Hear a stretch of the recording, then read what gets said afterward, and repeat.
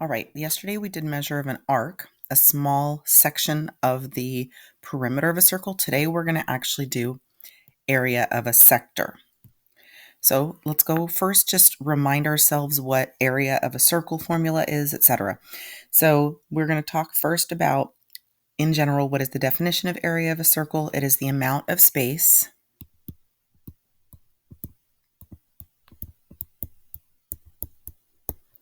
enclosed by a circle.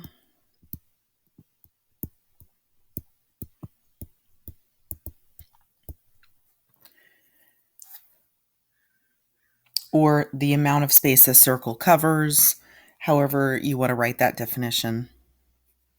And I just noticed I called it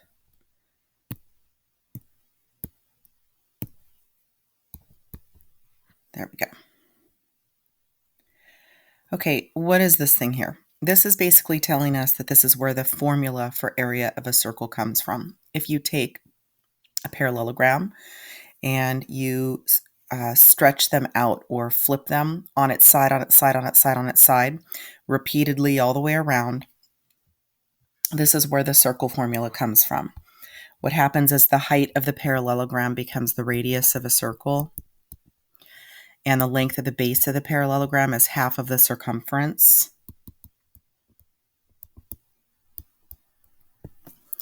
And this formula is derived. Area equals pi times radius, or pi times radius squared. So here's where they just go over the formula for you and what all the parts are. So A stands for area of the circle, R stands for the radius, and pi is a value of approximately 3.14. So using the circle formula, they're going to give you a radius in the image. Here it is right here. And you're going to go plug in radius times radius, or 4 times 4 would be 16. And it's going to be 16 times pi,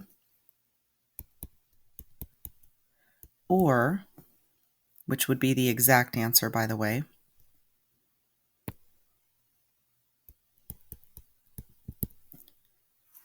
or if you take a calculator, I'm grabbing mine now, and multiply that,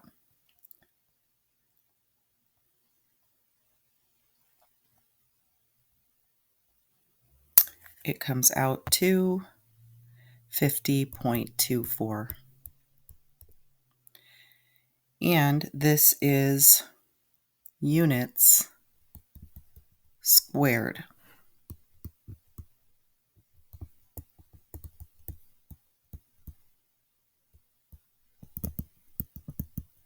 Because it's area. All right, just like we did for the area, for the length yesterday of an arc, we're going to talk about a word problem for a sector. Both pizzas have the shape of a circle.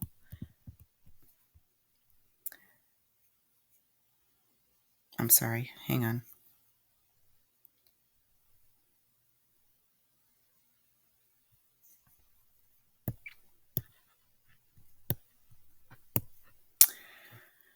Which pizza is a better deal?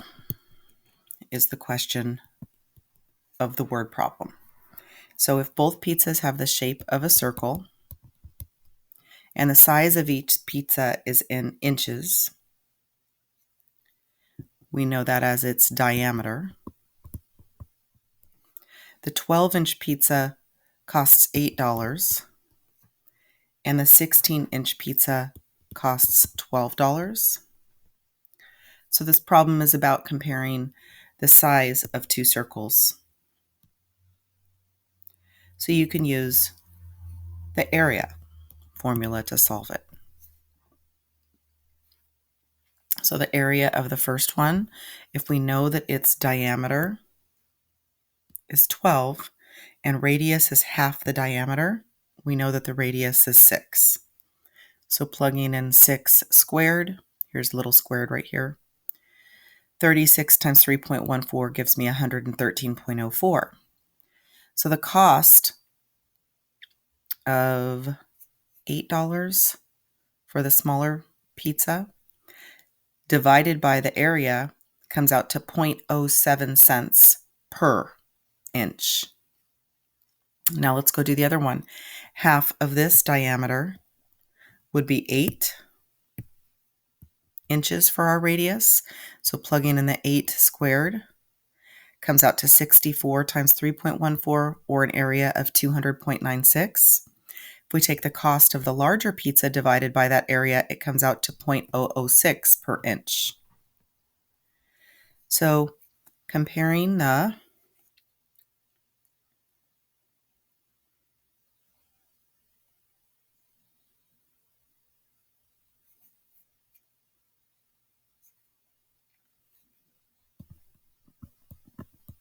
large pizza costs less per square inch than the small pizza.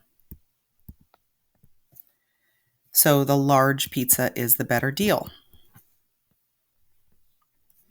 And a sector, this is our new big idea, is a region inside a circle bounded by a central angle and its intercepted arc. So picture a circle. Actually, there's going to be a picture right below here. I don't need to draw it. Hang on. So use this mental image, draw and shade a sector of a circle.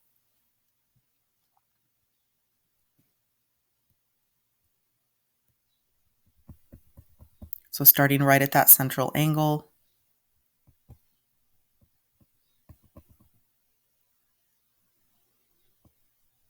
moving out to the edges and then shading. It's kind of like a pizza slice. It's a wedge. It's a fraction of the entire area of the circle.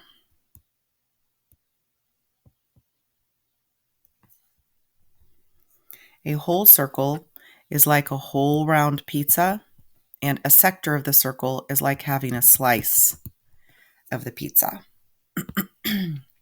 So just like we talked about yesterday, the sector covers half the circle, and we know the whole area is 10.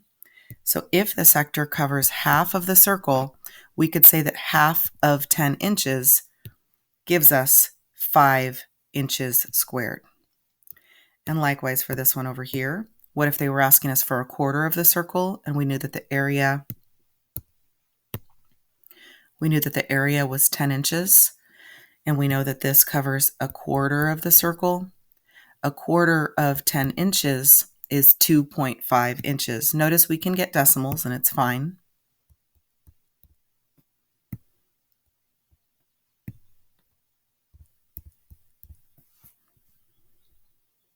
And we get 2.5 as our area of that wedge. So to find the area of a sector, we find a fraction of the whole circle's area. It's a part of the whole circle. So here comes our official area of a sector formula. Just like we did for the length of a sector, we've got this part of the whole area.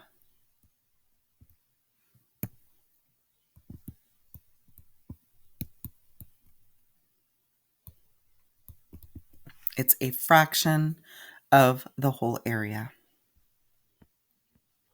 So what's the area of this shaded sector? We're wanting this whole back part here, not this little part wedge. Notice that this whole back part has a 300 for the whole sector. So we're going to say my radius given right here is 8. 8 squared times 3.14 gives me this whole area of the circle. And by the way, the exact answer for this would be 64 pi. But we only want 300 of the 360. If I reduce this, it would go down to 5/6. So we want 5/6 of the whole area. Remember, if you're not good at reducing, to just use the fraction 300 over 360, that's fine. If you go ahead and multiply this out, take a minute, to grab your calculator like me.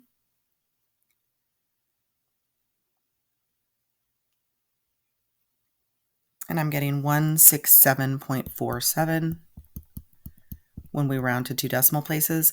Remember that since this is area, this is going to be units squared.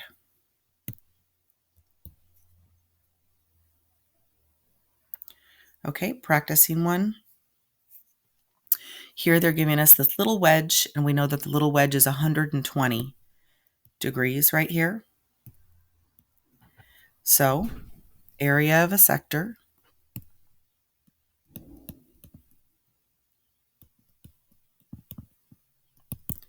is equal to only a part of 120 out of the 360 of the entire pi r squared. And so pi r squared, where radius is 10.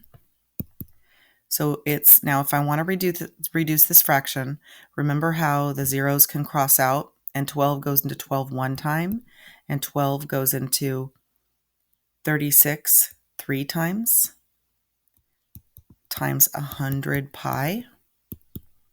So my exact answer is 100 pi over 3.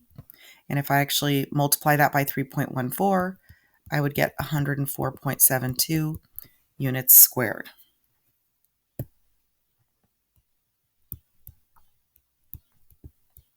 So pause the video and try this second one on your own. And let's see how you do. This one's going to be part of the whole 13 squared. And so again, reducing this would be 1/6 times 169 pi. Does 6 go into 169? Let's go check that out. It does not. And 3 does not either. So we're just going to say 169 pi over 6 units squared is our exact answer. And then if we multiply that, let me grab my calculator again. It gives us approximately 88.49 units squared. So remember, we're doing the pi answer, the exact answer in terms of pi, and we're doing the approximate answer when we multiply by 3.14. Or you can use the pi button on your calculator. All right, I'm going to pause the video here so you guys can go do your practice and then check your answers.